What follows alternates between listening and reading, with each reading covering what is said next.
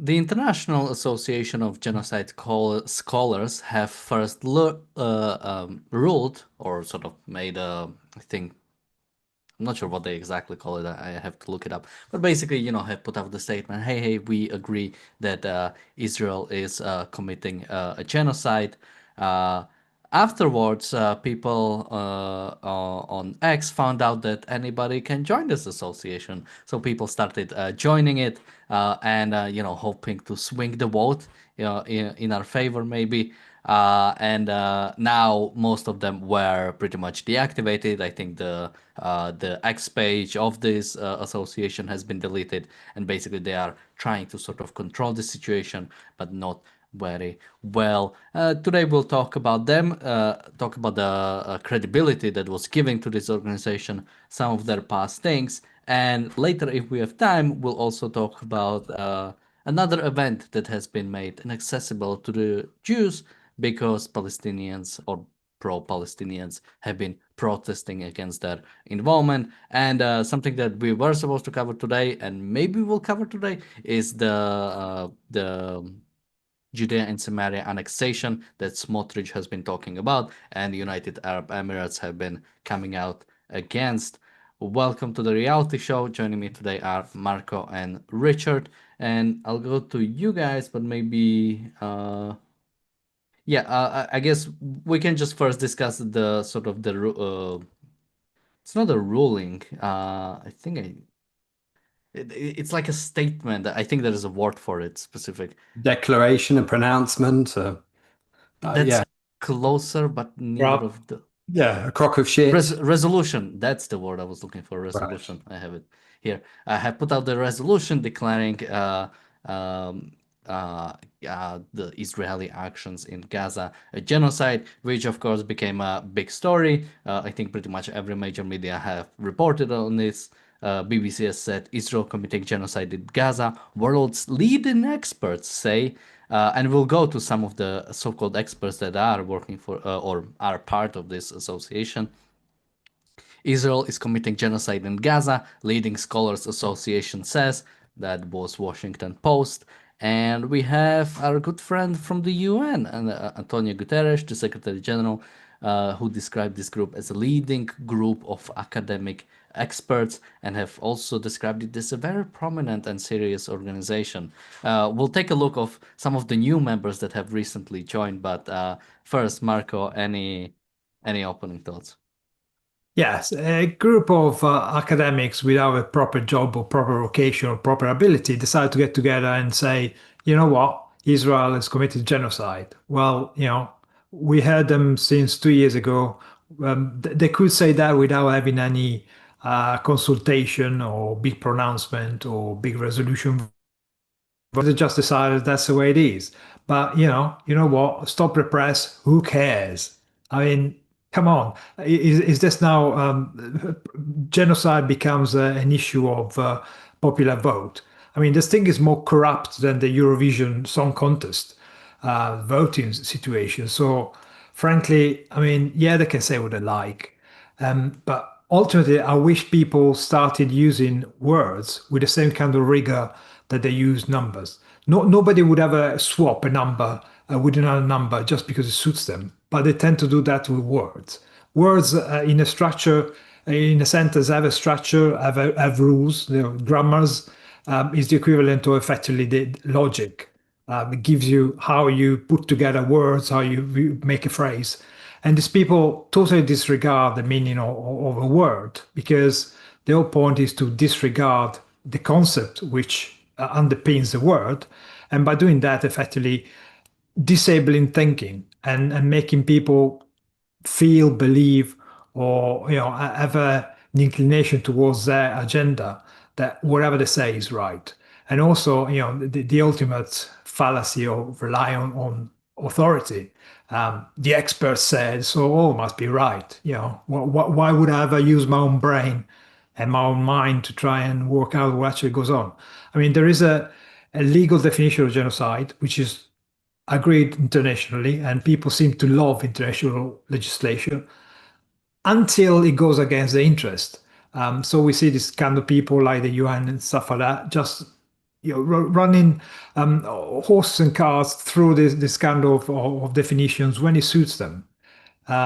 Frankly, who cares? I mean, there is no genocide in Gaza. However, there are genocides all over the place, but people do not focus on that because they're not really interested on the victim of the genocide. They're not really interested in stopping them. They're not interested in bringing the people responsible for them to justice, because the ultimate point is bring down Israel, bring down the only democratic state in the Middle East, and allow the Islamic monsters who did October 7, who slaughtered thousands of Israelis, to get away with it.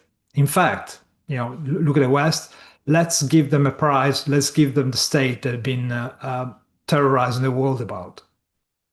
Yeah, and just one more sort of like interesting thing I've recently read, and uh, we can uh, maybe we can do a full episode about this. Now, this was an article from 2014, but it talked about how in 2014 there was another war going on in Gaza. I think it was the Protective Edge was the operation, and during that somebody talked about why is Israel getting a disproportionate sort of media attention, and it mentioned that Associated Press apparently, now this is going 10 years back, so it might have changed, but had more journalists in Israel than Sudan, Yemen, China, Russia, and pretty much any dictatorship combined. So of course you're getting this disproportionate sort of like news if all of your people are in the one country. Like if they are in a specific country, they're going to report on what's going on in that specific country. Richard? Yeah, for sure. And I think I'm less interested in who this organization are. Who cares what a bunch of nobodies or charlatans or muppets they are? That's not relevant. It's why people choose to lap up statements by acronyms they've never heard of, representing organizations which sound official but have been invented last week and they don't know anything about. I mean, there's no cognitive difference, is there, between taking a statement made by one of these acronyms as opposed to a statement scrawled on a wall as a piece of graffiti? They hold the same cognitive value in terms of being utterly unsubstantiated, unless you are actually looking at objective reality and determining what is the fact of the situation based on reality. Otherwise, it's just a splurge, isn't it? It's nonsense, isn't it? And then when you get down to analysing who is actually behind some of these organisations, and then you look at who are these people, people certainly don't do that, do they? So they're effectively taking the opinion of a bunch of sock puppets. They don't know who they are. There's just a load of them. They're all badged under a given headline, which is the name of the organization. And okay, we like what they say, and therefore we treat it as true. But that's just having an ideological bias to start with, or an emotional bias to start with, which makes you utterly ignore what is true and what isn't, what is verifiable and what is not, based on what you like the sound of and what you don't. And of course, that's what social media is great at amplifying all of that. Great in terms of it spreads it very far and wide, but of course it doesn't necessarily, and frequently doesn't verify the truth of things, and therefore, the lie spreads fast and wide. Yeah, and again, sort of when it comes to these organizations like this, and they always have this, like everybody is like, oh, the experts, and there is, Marco talked about sort of the appeal to authority, but there is like an actual proper appeal to authority, right? If you are asking a question about why does my hand hurt, you'll go to the doctor, and that's not an appeal to authority. You are actually going to somebody who has some sort of experience in the field and can either even send you further. Oh, maybe it's go and take this specific test because I think it might be this. So there is this like proper appeal to authority. But with this one, it's how do you even decide it, and even where is their specific authority even coming from? Like again, sort of like it's hard to compare it to some proper international organizations since they are problematic in themselves. But compare it to something like the Supreme Court in America, right? When they are going to hear a case, four of them, we know everybody on the panel. Four of them have to agree to even take the case. When the case is taken, both sides present arguments, and then when the Supreme Court judges vote, you also have written arguments of why they voted. You usually have the majority opinion, the dissenting opinion, and sometimes the I think it's what is the name? I think it's called concurring opinion, which is basically when you agree, but for different reasons. So you have like and then it's binding, right? Then it's like, okay, this is now the actual thing. This is now the actual thing about how we are going to judge this specific law, or if it's something was overturned from now on. So it's sort of clear. But when I go to this organization and I've looked up, we'll talk a little bit about how basically apparently this organization was sort of like taken over some years prior. But even if I go to their first resolution, it's one page. The actual text is about half a page, and this is the whole text, and it's about the Armenian genocide.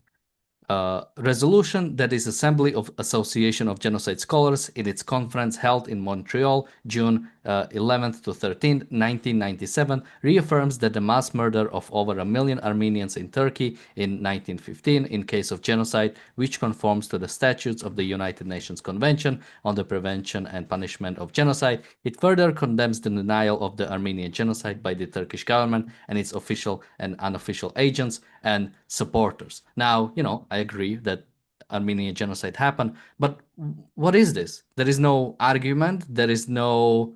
I mean, they under it they've written who everybody sort of like agreed with it, but there are no arguments. There are no sort of documents that I can go into and understand them. So like this is an argument from authority, literally. Like we've decided we won't provide reasons why, and again, even with something I agree, like the Armenian genocide, we won't provide you with reasons why we decided it, but we just agree with it, so take our word for it. And this was the first thing they did. This was like, and this was back in like 1997. Again, what is the supposed authority, Marco? Well, yeah, that's the nature of the fallacy of using authority. Effectively, you're stating that this is true because they said so, not showing you, okay, this is my premise. These are these are the proof that I provide. This is a kind of reasoning I've applied to it, and this is a conclusion. So you can show an intellectual, a cognitive movement from the premise and the stuff to the conclusion, which you can then agree or disagree or find problems or not. But these people, just because it's them, they're right. I mean, just looking at the under about us, who we are, yeah? They say the International Association of Genocide Scholars is a global, non-partisan organization which seeks to further research and teaching about the nature, causes, and consequences of genocide. Well, I'm sorry to break it to you guys, but the nature, causes, and consequences of genocide are pretty easy to understand. The nature is destruction of an ethnicity or a genetic group or whatever. The causes is always one: the lack of individual freedom. The fact that you have a dictatorship that goes to war with their own people, a tyrant, or a theocracy or whatever. Just it doesn't take much study to work out that if you do not foster individual freedom, if the people in a state are not free, they're liable to be subject to all sorts of nefarious events, some of which end up in genocide. It's just if you get somebody mad enough and violent enough to go down the route, it's going to happen. It wouldn't happen in the United States. It wouldn't happen in most European countries, despite the lack of freedom that we're seeing spreading around. Is still relatively free enough to ward from this kind of events. That's why you haven't got a genocide in the United States, because the United States is a free enough country to guarantee individual prosperity and the rights of every human being. So, these people refuse to actually understand the origin of the very thing that they profess to study, and then just use the whole thing, the whole subject, as a political tool to provide weaponry, propaganda weaponry to either Hamas or whoever. No one would want genocide to happen. No one wants people to die, but the death of people is not something that has necessarily has to be avoided, because in a war, if somebody attacks you, like in the case of Hamas versus Israel, Hamas needs to wiped out because they are the threat to Israel. So yeah, nobody wants to kill people. Nobody wants to see that children or this kind of stuff that we see now. But the reason why we see these kind of images, the reason why people are dying in Gaza, is because the people of Gaza started a war against Israel and they're still fighting it. They're not surrendering. They don't understand that their genocidal hate towards Israel will never stop with their victory, because first of all, Ayn Rand talked about the nature of evil, so you couldn't possibly have a winning Hamas in the first place.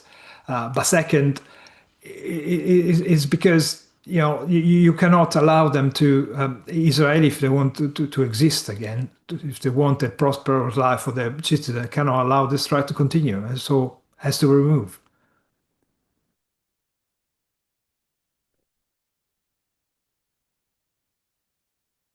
Um, is it me or did Marco and Richard just freeze? I'm trying. Oh, I think it's them.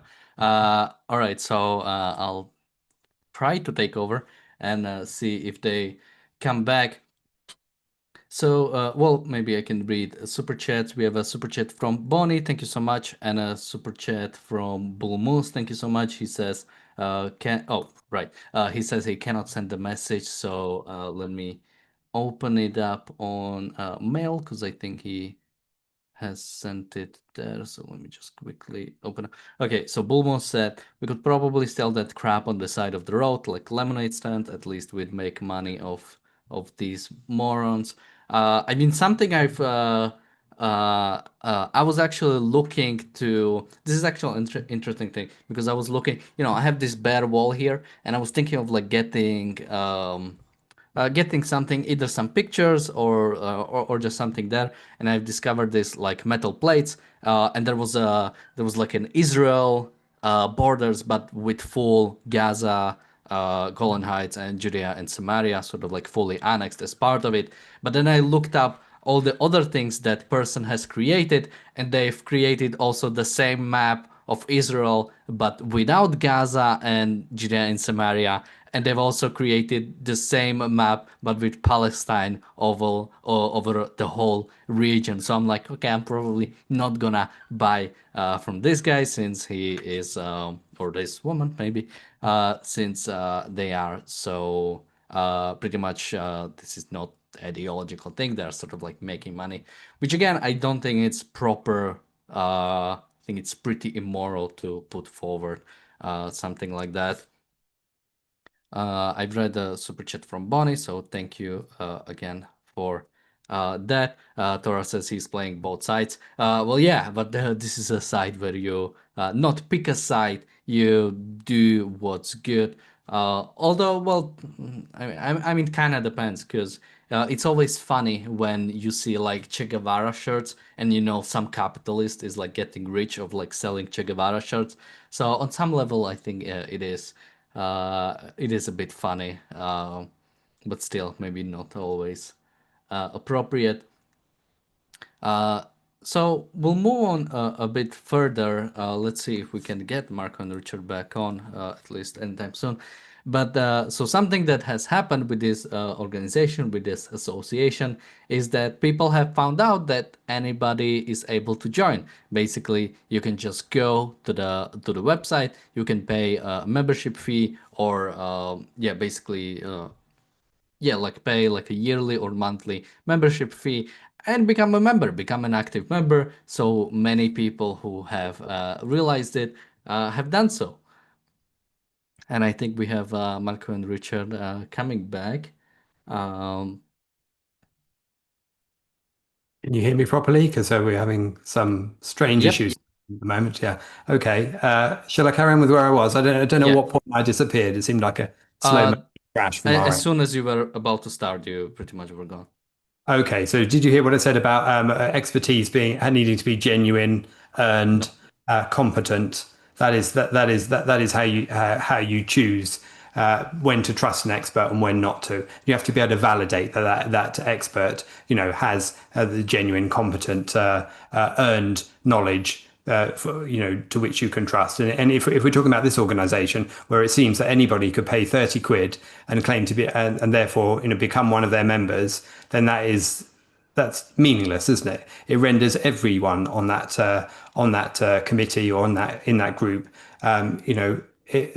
every pronouncement by that group utterly meaningless. If you're, I mean, whether that comes from an intention to fluff up numbers, to pretend you're larger than you are, or whether it comes from a belief in equalizing opinions, which is obviously a popular concept these days, where everybody's opinions valid regardless of their level of knowledge. And of course, that is equally the destruction of expertise, and that leads to any group of experts under such a banner needing to be utterly ignored and, frankly, mocked as these people have been fairly mocked when the Cookie Monster is able to join their ranks and claim to be a genocidal scholar.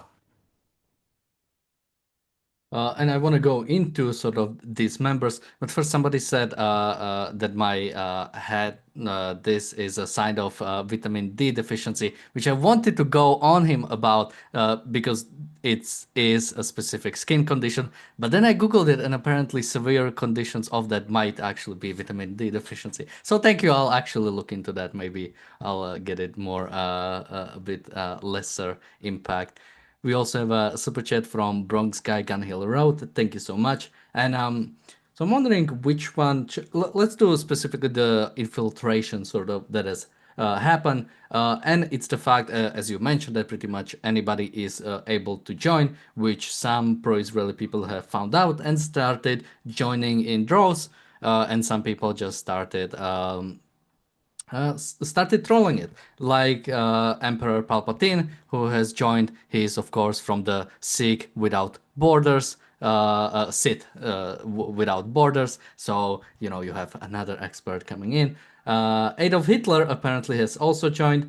He is associated with the Women's Caucus and Indigenous Caucus. So, and Cookie Monster is also somebody who has joined. And we also had our good friend Aitan Fishberger, who has become a genocide scholar. Funnily enough, I think he is probably the most qualified person on that panel on all that membership. Now, since then, they've basically they were sort of like full-on active members, but since then, many of these accounts have been deactivated, and and basically the site has been sort of like shutting down a bit more. Marco, any more thoughts on this specific thing? Yeah, so I think this kind of organizations, by mocking effectively the meaning of genocide, but by minimize it by doing this kind of stunts, actually only succeed in doing exactly the opposite of what they claim they want to be doing. By doing that, people will not take it seriously. So the actual genocide occurring right now in the world, like in Sudan and the Uyghur in China, are overlooked. People don't take them seriously, partly because yeah, we know that the WF elite doesn't want to draw attention to certain states, and certainly the UN, which is just a collection of mostly immoral, illegitimate states, you know, either theocracies or half undemocratic monarchies, or absolute monarchy effectively, and various corrupt states, chooses to effectively shield the states that actually produce genocide, actually murder thousands and thousands of people, and decide to give it a veneer of yeah, we are we are against all that, but at the same time, that they allow genocide to occur by flattening everything down, by effectively not recognizing what is good and what is bad, exactly because they choose to hide what is good and what is bad. There is no way that most people do not know that murdering thousands of people just often on the basis of their religion or their ethnicity or wherever they come from is definitely wrong. But they choose to ignore that because they have superior motive. They have this kind of Hegelian nightmare where everybody should be the same and everybody treated the same because in the end we're all bad people. Humans are not very good things, so they have to be squashed down and controlled really. And that's kind of what happens. That's what these kind of entities do. By pretending to care for something, they actually destroy the thing that they claim to care. And we see all over again. I mean, that it's a pattern now, isn't it? And if Palpatine can join the International Association of Genocidal Scholars, then genocide scholars, or genocidal scholars might be more appropriate. Genocide scholars, then how is that any different from Iran? Representing women's rights at the UN. Or whichever bodies they're on, for example. I mean, it's the same. You've got Gutierrez here calling these kind of people the world leading experts. And in your quote there, that it was a very prominent leading association. Well, I mean, you could say the same about the UN, and you could mock the UN in a similar manner, quite honestly. And the fact that people bow down to these organizations, whether they're this comedy outfit or the UN, the fact that they abdicate their own thinking, their own rational judgment when it comes to determining what is fact, then you're lost at that point, aren't you? You really, it needs somebody with some strength of character, to be honest, and that strength of character comes from regularly using your mind, having your mind in focus, and building up your knowledge based on always having your mind in focus. If you simply defer to somebody you've never heard of for no reason, you've got no reason to trust what they say, and yet they sound very official, and therefore that must be fact, then you are a sucker who I've got a bridge to sell. Yeah, I mean, still one of my favorite quotes from a game created by Amazon Game Studio, funnily enough, was when two people are too stupid or too cowardly to make a decision, they create a committee. And realistically, the UN is one giant committee for evading moral trying to find the perfect word for it. Sort of like moral accountability. Oh, we just give it to the UN and we don't have to care anymore. It wasn't my fault, right? It's the UN has decided it. I don't have to actually think independently about Israel. These genocide scholars have decided it's genocide, so we'll just take that and. Yeah, this is not a replacement for thinking, and it is what is corrupting sort of actual proper actions when it comes to either leading a nation or fighting dictatorships, because we invite them into this organization and we try to deal with them as if they are a country like any other, which they are, of course, not. Uh, Now, something more to bring up is I'll just bring up this one person that we know is in this organization, and we have mentioned him before, and it's Nidal Jabor, the founder of the activist group Doctors Against Genocide, who has recently at one conference, which we talked about yesterday, has talked about how we should go around and basically hunt down Jews whenever we see them, and has also praised Hamas as freedom fighters and heroes. So this is the kind of thing again you're getting. He is the expert at this organization. Marco? I mean, honestly, Doctors Against Genocide, it's like, Yeah, because I'm setting up this organization because the other one is called Doctors for Genocide. So, I give meaning to my existence. Like, are you stupid or what? I mean, the only doctors for genocide that we ever come across are those that work in Gaza for Hamas, holding hostages more often than not. And those here, for example, in Britain and Europe, wearing the little, pro-Hamas badges and refusing to treat either Israeli Jewish people or Israeli citizens. So we've seen the kind of behavior going on. And what can you do? I mean, how can you take these kind of people seriously? How can you take these institutions seriously? Just because sometimes they do something good, it doesn't mean that everything they do from that point onwards is going to be good. So again, you have to evaluate what they say, what they do, what kind of proof they present, and just relying on a poll of made up members and expertise is just laughable, frankly. Yeah. Yeah, I mean something else to bring up. Well, yeah. By the way, Doctors Against Genocide. It's like asbestos-free cereals. It's like, what are you trying to say about the other kinds of cereals? But something that happened with the vote is when the vote about the deciding or putting out the resolution if Israel is committing a genocide, the organization had about 500 members, but only 129 of them voted on this specific resolution, which the group itself said was typical. So only one-fourth of the members even voted, and then 89% voted in favor of the resolution. Now, if this was like an actual government, they wouldn't even be able to open the discussion about this since they don't even have the simple majority to even sort of like start it. But apparently, if just two people show up on call and they both vote for it, that is binding with them. So already it's another example of yeah, basically no actual structures in place, no actual ways of like properly deciding it. Simply, who shows up and who puts their hand up. Yeah, it ends up becoming one of those things that I'm not very fond of, a poll, doesn't it? Just a survey of a bunch of random dudes off the street, isn't it? And truth isn't decided by consensus, is it? You can't take like a tribe of cannibals, and one person says, "Hey chaps, perhaps we shouldn't all eat each other," and the cannibals are right because there's more of them.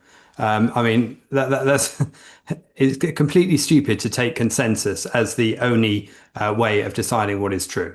Only objective truth and verifiable objective truth, verifiable objective reality is what is at the basis of being able to choose truth from falsehood, decide what is true and what is false, recognize what is true and what is false.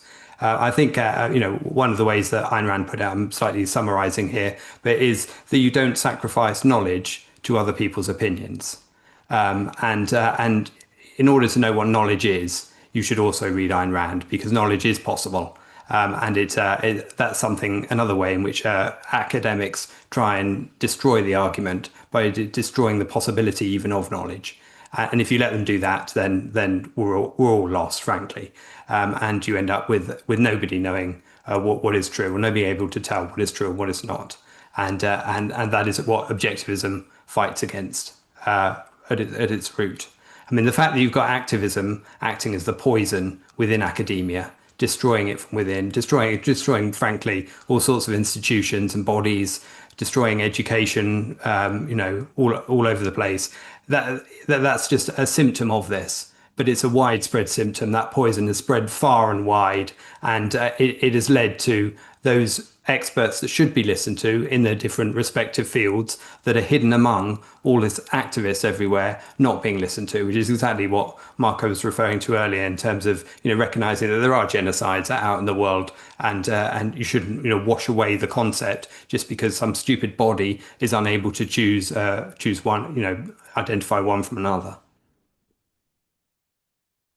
Now, something else I wanted to bring up is a longtime member of this association, Sarah Brown, said that association was initially made up of mainly scholars, but opened its memberships to non-experts and including activists, which seems to be exactly what is happening. Although, as I've said, even sort of like before, and I'm not sure when this switch has happened, but even sort of the earlier resolutions I've seen, they are just sort of here is something we've decided. And when you go to actual dead publications, they usually get around 100 downloads. So actually, this is on par with the UN, where nobody actually reads the UN resolutions, as a UN resolution has found out.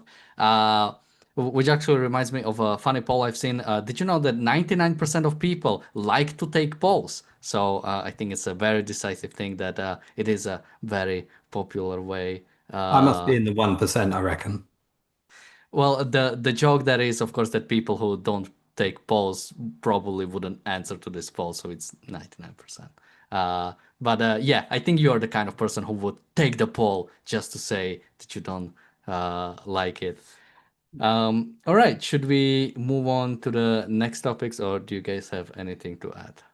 Well, I could just add in summary that this is, a simple case of you take the irrational and the arbitrary and you simply dismiss it. You don't argue with it. You say this is nonsense and you bat it aside. And that's essentially what the Cookie Monster is doing. Yep.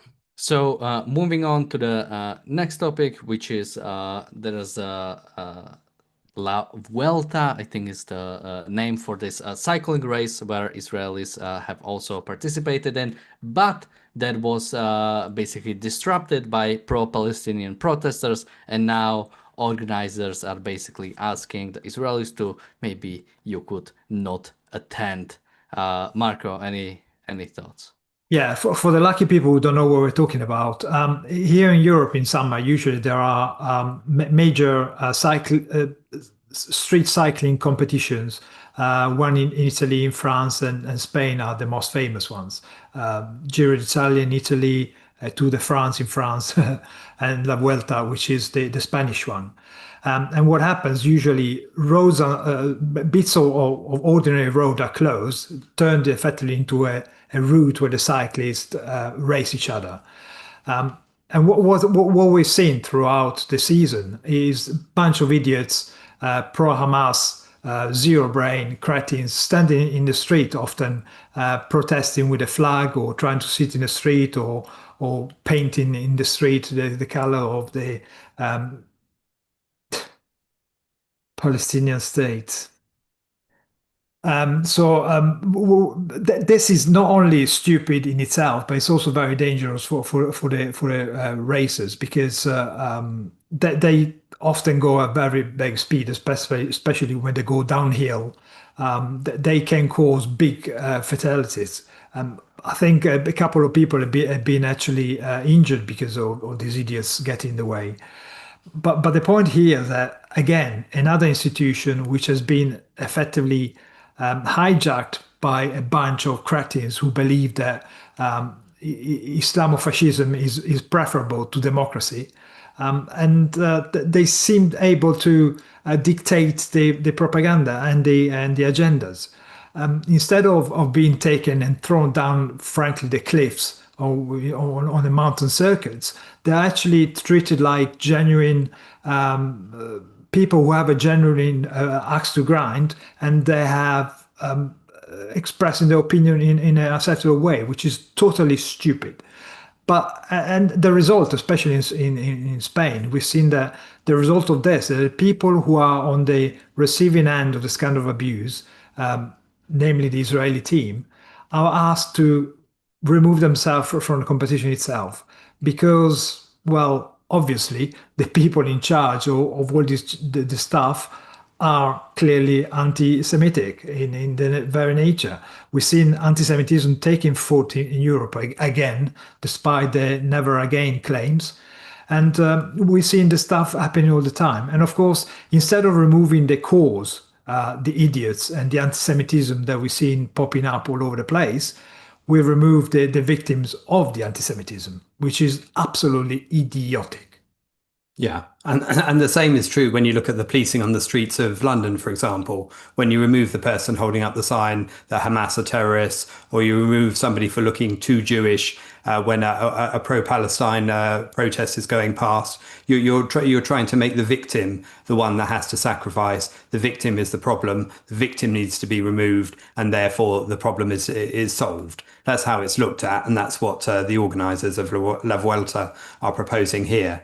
But if you look at what these protesters are doing, they're using like the virtues and the values that the actual cycling competition represents against it. They're using the fact that it's famous, the fact that it's iconic, the fact that it's filmed and gets attention. I mean, look, it's similar to the London Marathon. They chose to disrupt the London Marathon with a pro-Palestine protest on Tower Bridge back in April this year, throwing red paint right in front of the runners as they came through Tower Bridge. And that's the same thing, using an iconic site recognized across the world of Tower Bridge, using the fact that it's a famous event, the London Marathon, and that's your way of crowbarring in your attention and using those virtues to fuel your vice, which is a disruptive, nihilistic attempt to leech off of, parasite off of that fame in order to crowbar and force an opinion on other people.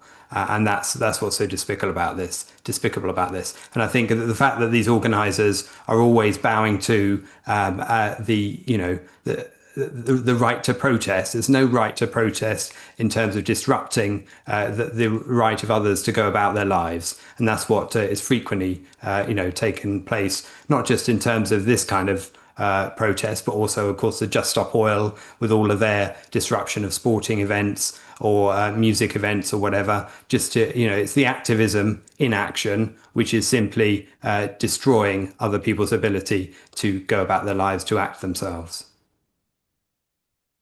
Yeah, I mean, the fact that both these things are happening, that sort of, the Palestinian activism is completely taking over every single place where, honestly, Jews are present and are trying to get them away.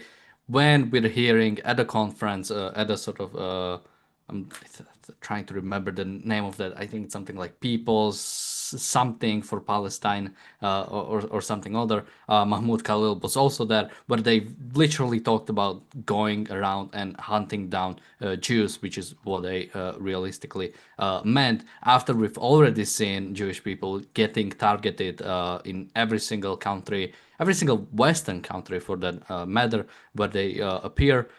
We've talked about, I mean, Ireland, Netherlands, Spain, or now Spain, UK, Australia, America, Canada. So, and I could probably go on and on. But there have been incidents of Jewish people getting targeted simply because they have been recognized as Jewish.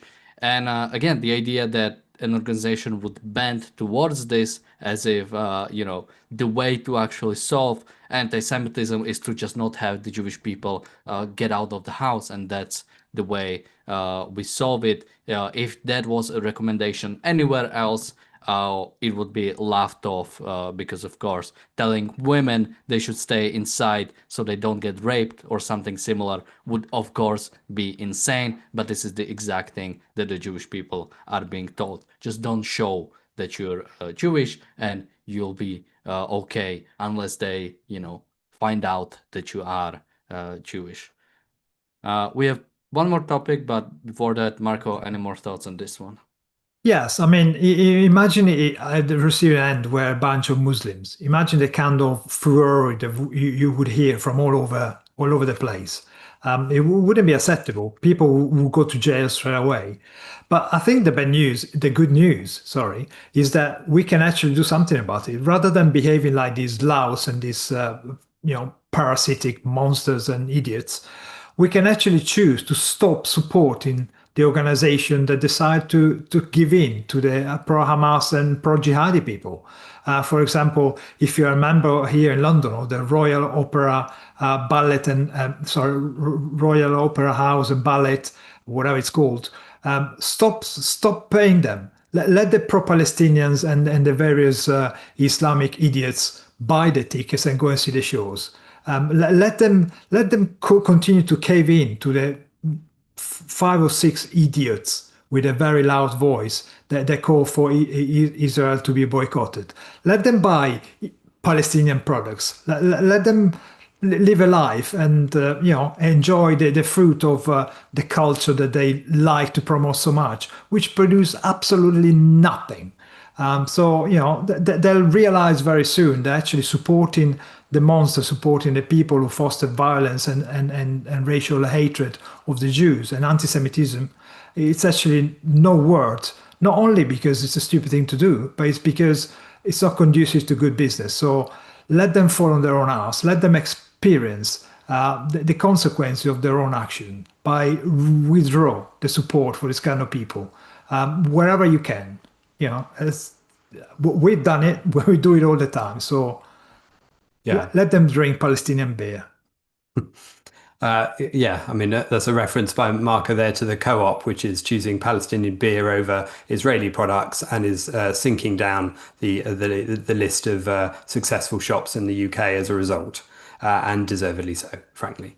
I think the cowardice that's on display here by the organisers of La Vuelta and similar type of events where people cow to the protests that disrupt their own event is just it's shocking, but it's also inevitable when pragmatism is the order of the day, short-termism is the order of the day, and people want to postpone any kind of conflict in the hope that the conflict will go away if they just put it off to another day, as opposed to recognizing that it conflicts with their own values, and those values are being destroyed every time that you postpone it to another day. And you don't stand up for your values, your virtues, and you don't defend your right to run your event properly without disruption. Nihilism relies on your values being destroyed.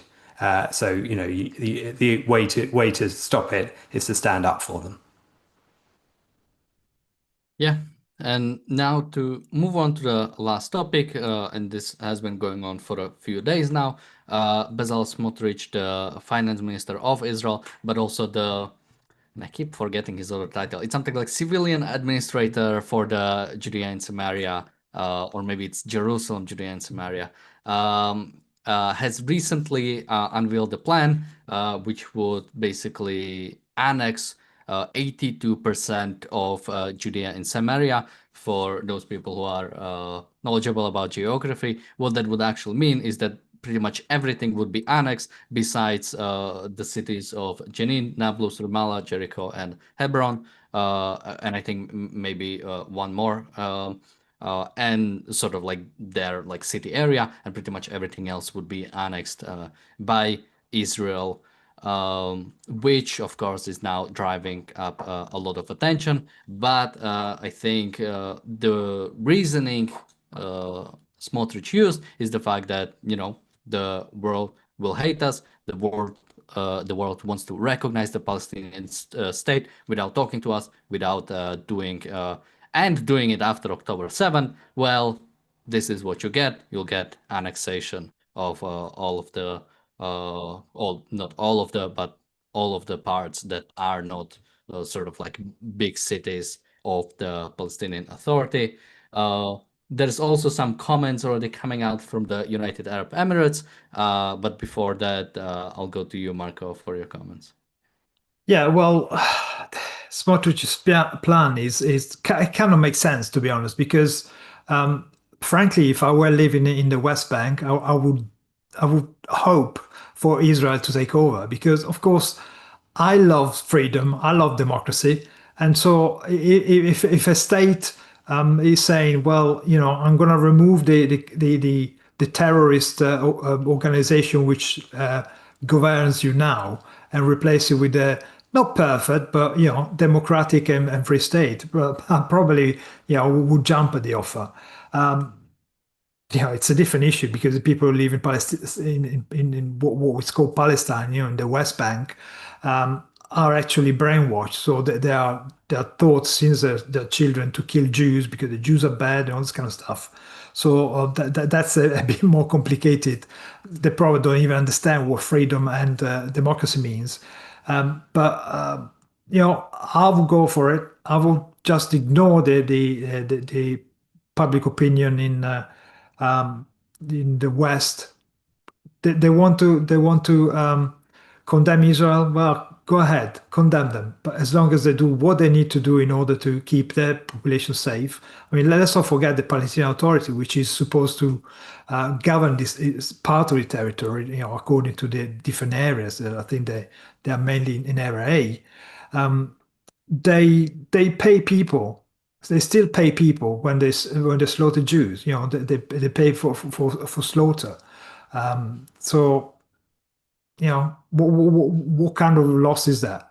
The fact that you effectively would end up thrashing the Oslo Accord, well, again, it can only be a good thing in the short term and long term. So, right. I think here one of the difficulties is, as usual, is what is the Israeli government position? And does this position, does this proposal floated by Smotrich represent that or not? Because at the moment it's always very unclear, isn't it? And people tend to choose that they like what Smotrich or Ben Gvir says. But is that what the Israeli government is actually planning to do for a start? Otherwise, it's pure speculative fantasy shopping in terms of policy, isn't it? And I think it's also being used at the moment as a negotiating tool to counter some of what's being proposed by Western nations in terms of recognizing the Palestinian state. It's an if you do that, we'll do this type of situation. And I think is that the best way of doing it, or is it really? I'm not convinced that that necessarily is. Frankly, you need to be making the arguments more firmly or more successfully in terms of criticizing all of those countries that are trying to recognize a Palestinian state and reward the hideous activities of Hamas, who still hold hostages, the Palestinian people who still assist them in holding hostages to this day, and yet the fact that that isn't, well, it is called out, but it's not heard enough. And that needs to be amplified by each and every one of us. It needs to be amplified by the Israeli people as well. And not all of them do that to the extent that they should. And only those that do, are on the right side, frankly. Now, when it comes to sort of the government position, Smotrich a few weeks ago has already started the E1 settlement plan, which is basically an expansion east of Jerusalem. And that basically the government is fully behind it. That was approved and it's going to happen. Now, when it comes to this one, I guess we'll have to see for more. But it's a good step if it's actually going to happen. If this is just some sort of a ploy to get a deal, which again is already kind of unsure because neither Smotrich nor Ben Gvir actually agree with any sort of partial deal. So it's kind of, you have like the one guy who actually doesn't want a deal to push toward something that would give you a deal. I'm not sure if that will work out well. And as I said, we are not talking about just a random guy in a government. We are talking about Smotrich, who is actual administrator of the Judea and Samaria regions. So he probably doesn't have the authority to unilaterally annex those territories. That is probably a government decision, but still has a lot of power when it comes to proposing things to happen, and of course, try to get them enforced by the government. Now, something we of course have is people going crazy over this, and for example, the United Arab Emirates have also basically stand up against it and are saying that this would be the end or sort of the end of the Palestinian state, or sort of any future Palestinian state. And of course this would be which is a good thing. I think we are much beyond the point of establishing a Palestinian state by negotiation. And I think Palestinians agree with it. United Arab Emirates try to say that, there is still a chance that maybe Palestinians do want it. No, I think we are way too far beyond that. Simply look up at what Palestinians are saying, at what Palestinians are doing, and what Palestinians want. They do not want a peaceful Palestinian state side by side with Israel. We're kind of running out of time, so with that, well, I guess I might as well mention Mahmoud Abbas has thanked the United Arab Emirates. He said, "We highly appreciate the stance of the state of the United Arab Emirates in rejecting the Israeli measures to annex any parts of the West Bank, considering it a red line for the Emirates, which undermines regional integration and destroys the two-state solution." I'm not sure why we should even care what the United Arab Emirates say, but Marco, any Yeah, I last thoughts mean, from you? the United Emirates Arab, you are UAE. UAE, sorry. They're hardly a serious state. I mean, we're talking the Abu Dhabi, the Dubai's. I mean, what do they have? They are effectively dictatorship, theocracies. Because yeah, people go there on holiday and whatever, but actually, it's illegal to hold a hand or kiss in public. Let alone if you're gay. If you do that, you're gonna go straight to jail. They are theocracies. They are places where freedom is at the bottom of the list of their priorities. Despite the fact that they allow a certain degree to Westerner to drink or gamble, which is as well illegal, just because they're so corrupt that people always find a way to get around these things, it doesn't mean that it's a country that we should listen when they talk. And the fact that they're actually quite precise in what they tell effectively to Israel. They're saying if you annex Judea, Samaria, we will break. Not even diplomatic relationship with you, but we'll slow down the level of integration or at least development of these relationships. But it's quite interesting they don't talk about Gaza. I think that's the main point. They seem to be backing off from trying to intervene too much. And again, the Palestinian state doesn't exist because the Arabs never accepted the proposal that were on the table from 1948 when they all attacked Israel, hoping to destroy it once and for all. They lost, and every other time that there was a proposal to have a Palestinian state, they refused it. Even when Gaza was handed back to the Arabs, what did they do? They built effectively a warring state designed to do October the 7th. So that's why they need to be wiped out. And again, the Israeli tried to integrate the Arabs throughout the period by allowing them to come from Gaza into Israel to work. And what did the Arabs do instead? What did the Gazans do? They gathered information for the monsters to implement October 7th. They gather maps, they gather all sorts of tips that then they handed to Hamas in order to perpetrate October the 7th. So these people do not deserve a state because they're just monsters. Their culture is terribly genocidal.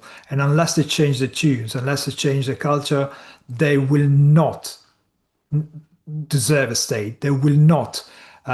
They do not. They do. We must make sure that they do not get the state where they can create more and more hate and effectively back up Iran in its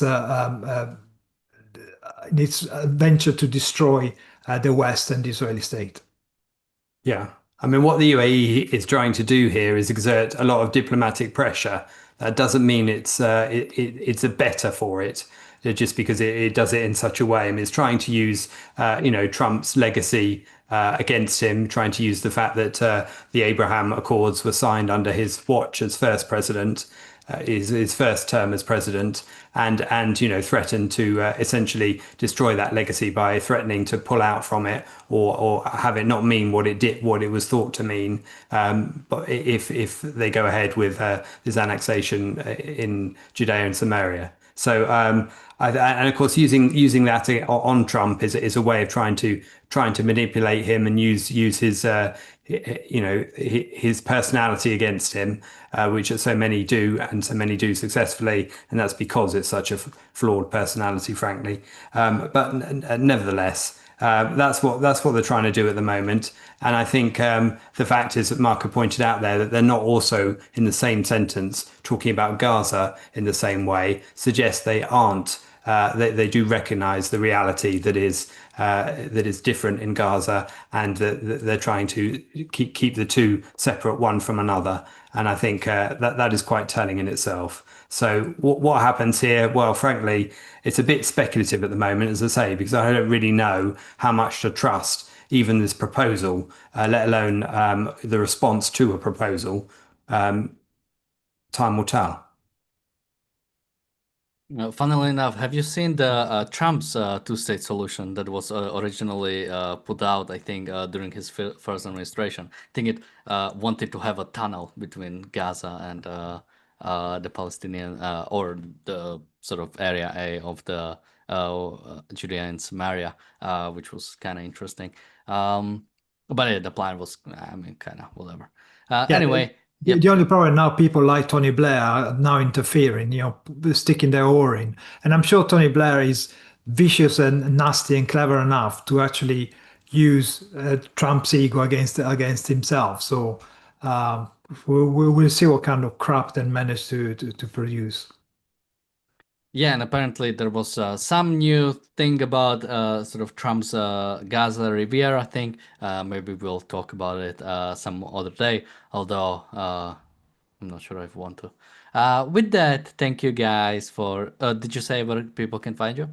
You can check out the Briefly Objective sister channel to this, links in the description below for lots of short clips where perfect for social media feeds. So please watch, like, subscribe. Thank you.